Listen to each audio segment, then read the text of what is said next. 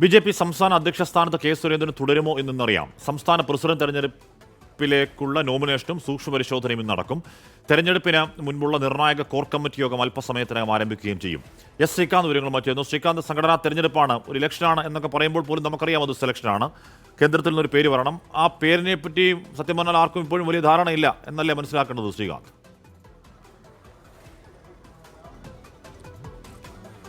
തീർച്ചയായും ഹാഷ്മി, അക്കാര്യത്തിൽ ഒരു സംശയവും വേണ്ട. ആരായിരിക്കും എന്നത് സംബന്ധിച്ച് നേതാക്കൾക്കിടയിൽ പോലും കൃത്യമായൊരു ധാരണയില്ല എന്നുള്ളതാണ് മനസ്സിലാക്കാൻ സാധിക്കുന്നത്. ഇപ്പോൾ നടക്കുന്ന പരിപാടി ഒറ്റയ്ക്കൊറ്റയ്ക്ക് 1-to-1 മീറ്റിംഗ് നടക്കുന്നു എന്നുള്ളതാണ്. രാജീവ് ചന്ദ്രശേഖറുമായി അപരാജിത സാരംഗിയും പ്രകാശ് ജാവ്ദേക്കറും ഇപ്പോൾ കൂടിക്കാഴ്ച നടത്തുകയാണ്. അതായത് പ്രധാനപ്പെട്ട നേതാക്കളുമായി ഒറ്റയ്ക്കൊറ്റയ്ക്ക് സംസാരിക്കുകയാണ് ഇപ്പോൾ നേതാക്കൾ ചെയ്യുന്നത്.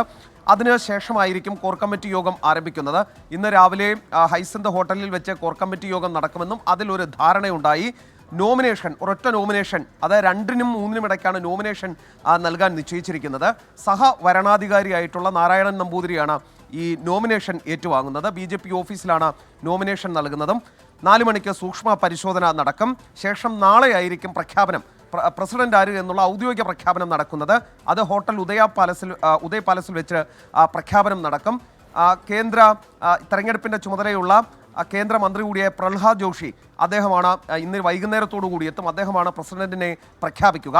ഇപ്പോൾ നടക്കുന്നത് രാജീവ് ചന്ദ്രശേഖറുമായുള്ള 1-to-1 മീറ്റിംഗ് നടക്കുന്നു. മറ്റു നേതാക്കളുമായും ഇത്തരത്തിൽ 1-to-1 മീറ്റിംഗ് നടക്കും എന്നുള്ളതാണ് മനസ്സിലാക്കുന്നത്. അതിനുശേഷം ഉച്ചയോടുകൂടി പ്രസിഡന്റ് ആര് എന്നത് സംബന്ധിച്ച് അനൗദ്യോഗികമായി ഒരു വിവരം കിട്ടും എന്ന് പ്രതീക്ഷിക്കാം.